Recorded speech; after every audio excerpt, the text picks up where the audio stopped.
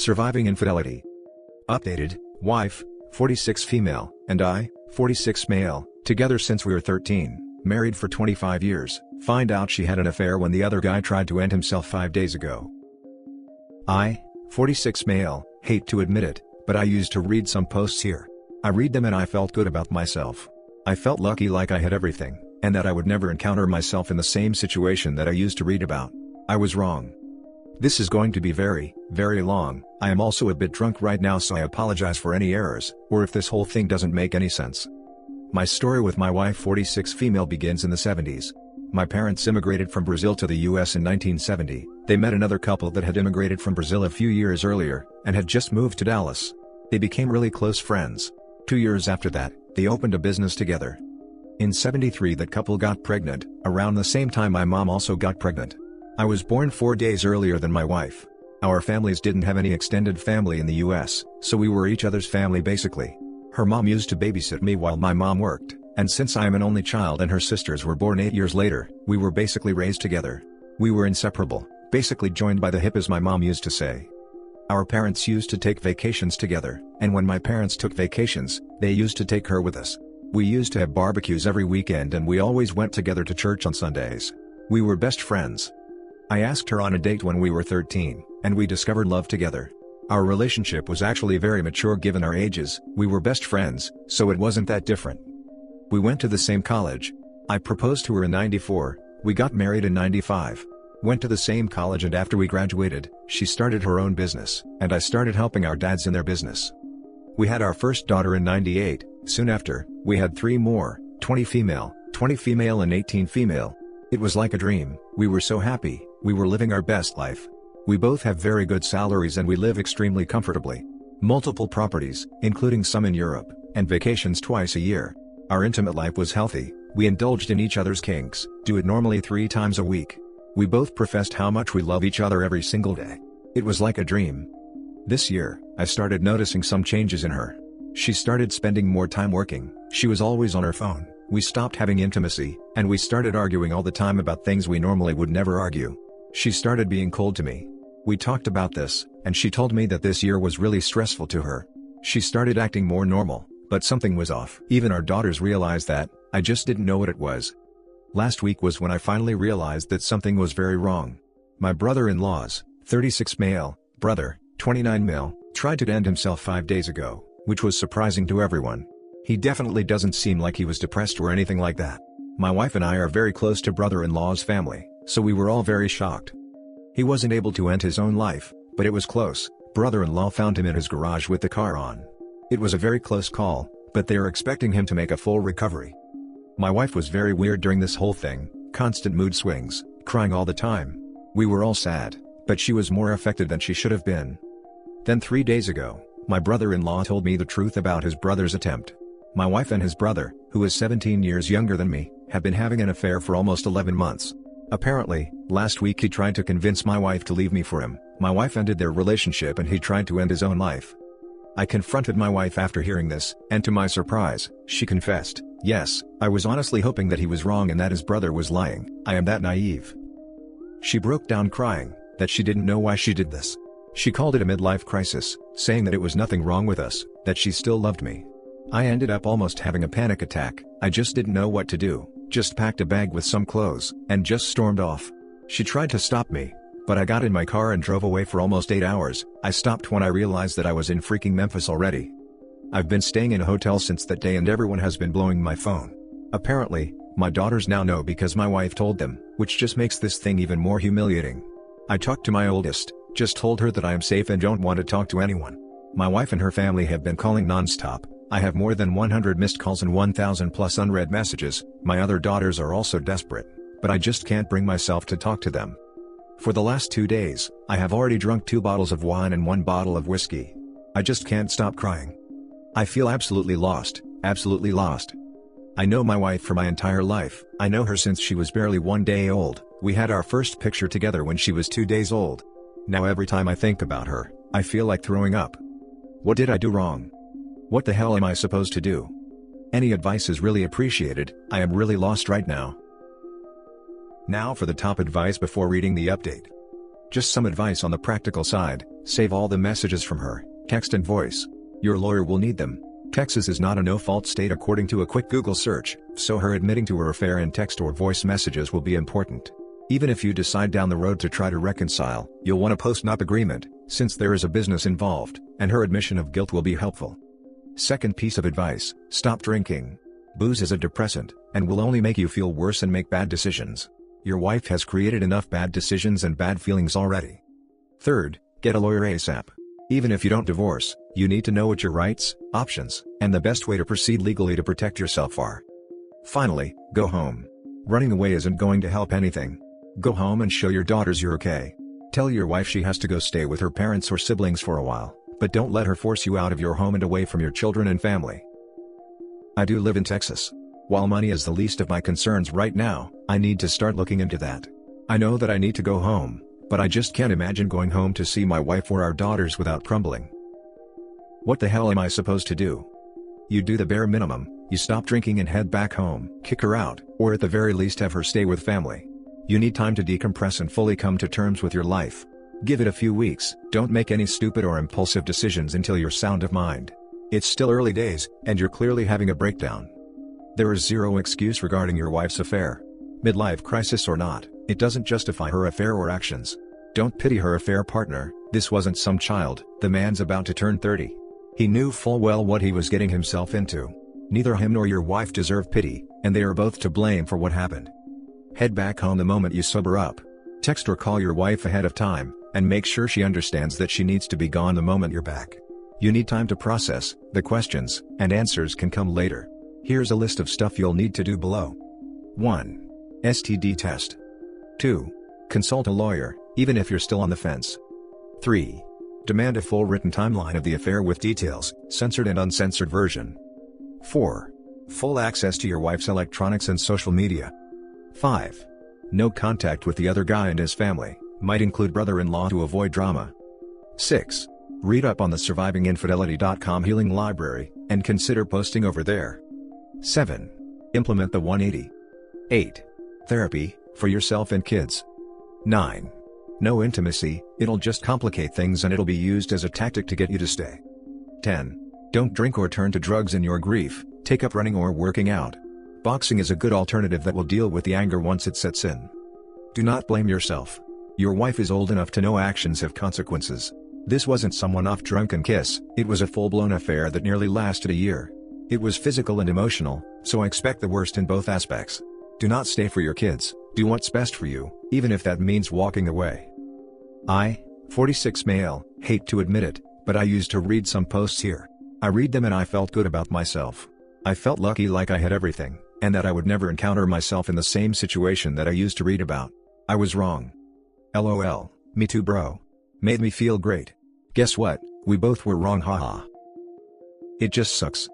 I never expected to be that guy, feels so stereotypical. I felt that what we had was unique. Who can say that he was married to someone that he knows since he was born and started dating at 13? My mom took me to meet her for the first time when she was hours old, Jesus Christ. And now for the update. Hi everyone, a lot happened during these last few days. I apologize for my writing on this one. I am a bit drunk and my brain is thinking this in Portuguese, and writing in English, so it's probably going to be a mess. I decided to sober up and go back home on the 23rd. I was not in a good mental state to drive, so I ended up hiring someone to drive me back to Dallas. I avoided everyone when I arrived there. I just wanted to see my daughters and my dogs. I asked my youngest to warn my wife that I didn't want to see her, and she went to stay with her parents. For sake of understanding, I will name my daughters. The oldest is Sarah, the twins are Amanda and Amelia, and my youngest is Emily. My daughters were basically my shadows growing up. I'm extremely close to the twins and Emily. Sarah is a different story. We were very close when she was a kid. Once she was around 17 to 18, she started acting out and put a lot of distance between us. Since then, she kept getting closer and closer with her mother and more distant from me. I've tried several times to bond with her, but she always kept me at arm's length. When I got home, I told my daughters that I had arrived and went to see my dogs. They arrived shortly after. They were all very emotional. We talked for hours. I admit that I cried a bit, a lot. We hugged together. I received tons of kisses. They were very surprised at how their mother could do something like that to me. They said that it changed how they viewed their mother. It went on and on, with them basically talking about their mother in a very unpleasant way. It was a bit shocking, to be honest. I felt extremely uncomfortable hearing them saying that stuff about her. In normal circumstances, I would never allow them to speak about her in that way. I was very surprised at how vocal they were, especially Sarah. Sarah adored her mother, they were very close, and even though she saw the mess I was, her reaction felt strange. We ordered dinner, had a nice meal together, laughed a bit. I decided to drink a bit to numb myself before bed, drank a little too much, and went to sleep. Sarah woke me up. She told me that she was having trouble sleeping and asked me if she could sleep with me that night. I was very surprised. She was a very sick kid growing up. She was diagnosed with leukemia when she was barely 3, and she had problems sleeping on her own until she was almost 8. The only way she could fall asleep was with her head on my chest. She got on the bed, snuggled with me, her head on my chest just like when she was a kid. I was almost sleeping again when she began crying. She was basically having a panic attack, mumbling words I just couldn't understand in Portuguese. We have this habit in the family. My parents, when they were really excited or emotional, started speaking Portuguese out of nowhere. My daughters and I inherited that as well. She kept saying that it was all her fault, that she was sorry for doing that to me. Eventually, the others woke up and I was able to calm down Sarah. Eventually they started speaking. It was all in Portuguese, so I will try to summarize the whole thing. Apparently, 7 months ago, Amelia went back home earlier one day and caught my wife and brother-in-law's brother in the act. My wife begged her to not tell anyone, which obviously meant that Amelia told Amanda, and that Amanda told Emily, which meant that Emily told Sarah. They just can't keep a secret between themselves. Sarah confronted my wife and she gave all sorts of excuses. In the end, she promised Sarah that she would stop and begged her to not tell me. Sarah was able to convince the rest of the girls to not tell me. To make things even worse, my wife is not even a little smart. 2 months after Amelia found her in our house, Emily caught them in my wife's car. Cue the same thing. My wife begging our girls to not tell me, that she was just weak, that she still loved me and couldn't afford to lose me. Sarah was able to convince the rest of the girls to not tell me, again. They were all crying and hugging me at that point. Sarah was hugging me so tightly that I honestly thought my ribs would break at any moment. Then it started making sense. My parents were quite wealthy, my wife's parents were not. When it came to parenting our kids, I always spoiled them a bit too much. It was one of the biggest reasons that my wife and I used to argue about. We eventually agreed that spoiling them too much would not be wise. But this year was different. My wife went against everything we had discussed before. In June, she gave Sarah a new car without even discussing things with me, a Model S, not a cheap one. 2 months ago, my wife bought an apartment in Boston for the twins, because apparently, living in the dorm was really stressful. Again, she didn't discuss this with me. The issue was not the money. My wife and I are very successful. But out of nowhere, she started giving them gifts. These two are the biggest examples. It caused some fights between us, but her excuse was always the same. 2020 was being really hard on them. I asked them point blank if the reason their mother was giving them those gifts was to keep them quiet. They didn't answer. They just said that they didn't want to hurt me.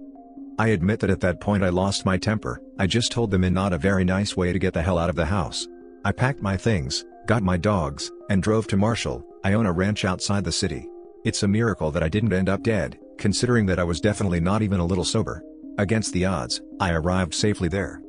For the first time in 46 years, I almost spent Christmas alone. But there he was, my new best friend. A bottle of Blue Label. We haven't met before, but I got to say, we actually bonded pretty well through the holidays. I was a mess. I cried more in the next 5 days than I had cried before in my entire life. It was definitely not pretty. The only thing that kept me sane was my dogs. I honestly didn't know what to do. I kept asking myself, what did I want to do at that point? And the only thing that crossed my mind was visiting my parents. My mom died in 2013, she was hit by a drunk driver and didn't survive the accident. My dad died only 4 months after that. He lost his battle to lung cancer after treatment for almost 4 years. My mom wanted to be buried in the city she was born in, Brazil, and my dad wanted the same, so I buried them there. It was hell. I was very attached to my parents and I didn't have a place to speak with them. I have Brazilian citizenship since my parents were born there, got a COVID test, which followed the recent trend in my life and came back negative, bought a ticket and 13 hours later I arrived in Brazil. 8 hours after that, I arrived in the city where my parents are buried, small city, less than 20,000 inhabitants. I spent New Year's Eve, drinking scotch with my parents. I could feel my dad's disappointment from beyond his grave, surprisingly creepy. I miss him. That's where I am so far. My phone was blowing up with calls and text messages from everyone, so I just decided to not recharge it anymore. Not sure how I'm going to proceed. I'm just sinking in my own misery at this point, living day by day. Thanks to everyone who reached out to me, a special thanks to user Belazezinho1. Happy New Year. Now for some closing comments. After finding out all that you did from your children, it makes your path pretty clear. Hire a lawyer, the meanest one with the best reputation for brutal tactics, file and serve your soon-to-be ex-wife. Kick her out of your house. She cheated, she leaves. Make sure that infidelity is the reason for the divorce. Go scorched earth on her, tell your family, her family, and your friends about the affair. When people ask questions, tell the truth. Never cover up for a cheater. Tell your children that you love them, but are devastated by the betrayal of not telling you about the affair. Tell them how disappointed you are, that they could be bribed to keep their mouths shut. Let them know not to contact you, that you will contact them when you are ready. Get yourself into therapy. You need to learn how to cope with the betrayal, without alcohol. You would be better served by joining a gym, working out, eating right, and getting proper rest. Get some help, stay strong, you can get through this. Understand that this was not your fault, this is all on your wife. She is the one who destroyed your marriage and your family, not you. What scorched earth man? Are you sure you read his post? Basically, all his family knew about the wife's affair with brother-in-law's brother, except for him. Bro, you are allowed to be miserable for some time, but then you can start eating better and exercising. Show your ex how you are much better than anyone she will ever get. You got this, man. First, stop drinking. Go home, speak to a divorce attorney and start the divorce process, get some therapy, and get tested for STDs. I would speak to your daughters and let them know that you will always love them, but that their betrayal of you by not letting you know, and hiding their mother's affair in exchange for gifts, has hurt you almost as much as your soon-to-be ex-wife's actions. They are all adults, and if they loved you as much as they proclaim, they should have told you. Tell them you need space and time away from all of them, and that they should not contact you until you are ready to speak with them. Go no contact with your soon-to-be ex-wife, and only talk to her through your attorney. She obviously only likes your lifestyle right now. She was caught multiple times by her own kids and that didn't snap her out of her affair. I don't think considering reconciliation would be good for you in this situation. Lean on your friends and other family, just not hers. You can and will survive this, but you need to focus on yourself only right now. Talk to a good attorney and protect yourself. I have a few friends and coworkers, but I don't have family left. My family was her family. I'm considering talking to an attorney to change my will. And that's it for this video, guys. If you have thoughts to share, leave a comment below. Don't forget to hit like and subscribe if you like this content. I'll catch you in the next one. Good day, everyone.